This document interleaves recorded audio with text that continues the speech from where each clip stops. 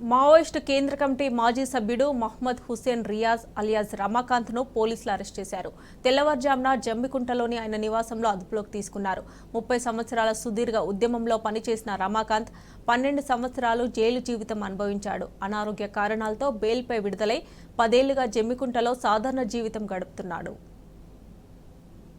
మధ్యాహ్నం ముగ్గురు కానిస్టేబుల్ వచ్చింది కాళేశ్వరం, అందులో ఇద్దరు కరీంనగర్ వచ్చింది చెప్పారు. వాళ్ళు నా దగ్గరికి వచ్చి మాట్లాడారు.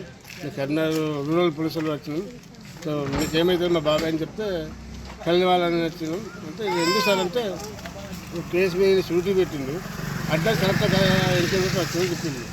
మాట్లాడి సెల్ఫీ తీసుకున్నారు, వెళ్ళిపోయారు వాళ్ళు. మన కరీంనగర్ వెళ్ళినాక షూటీ పెట్టినట్టున్నాడు, షూటీ అడ్రస్ కరెక్ట్గా తెలుసుకున్నా వచ్చిండు, తెలుసుకున్నారు వెళ్ళిపోయారు వాళ్ళు. ఏమైనా వాళ్ళు కూడా ఇక్కడ వచ్చిన వాళ్ళు అది మాట కూడా మాట్లాడలేదు, తొందర భోజనం చేసి గుంజుకుపోతారు. ఎవరైనా అడగలే మీరు?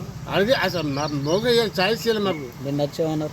నిన్న వచ్చిన వాళ్ళు ఈయన షూటీ పెట్టింది కదా కేసు మీద, ఇద్దరు పెట్టలేదు. అది అడ్రస్ కరెక్టా కాదా అని చెప్పి ఎంక్వైరీకి వచ్చింది. ఎంతమంది వచ్చారు? ఇద్దరు వచ్చే లోకల్ కానిస్టేబుల్ రిటైర్మెంట్ అని కూడా వచ్చింది. ఏం చెప్పలేదు. కాళేశ్వరం తవర కింది తవర వెళ్ళిపోయింది, అక్కడ వెళ్ళిపోయింది. ఎంతమంది వచ్చారు వాళ్ళ? ఇద్దరు ముగ్గురు మా ఇంటి ముగ్గటే ఉన్నారు. మరి బండి ఎంతమంది తెలియదు.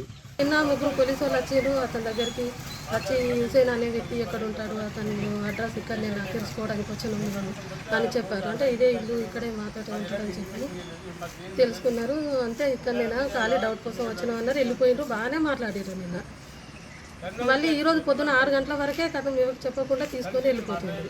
మామయ్య డోర్ కొట్టి ఇట్లా నేను పోలీసు వాళ్ళు వచ్చి ఇట్లా తీసుకెళ్తారు అని అంటే మాట్లాడడం కూడా మాట్లాడనివ్వకుండా భుజం పైన చెయ్యేసి నెట్టుకుంటూ తీసుకెళ్ళారు.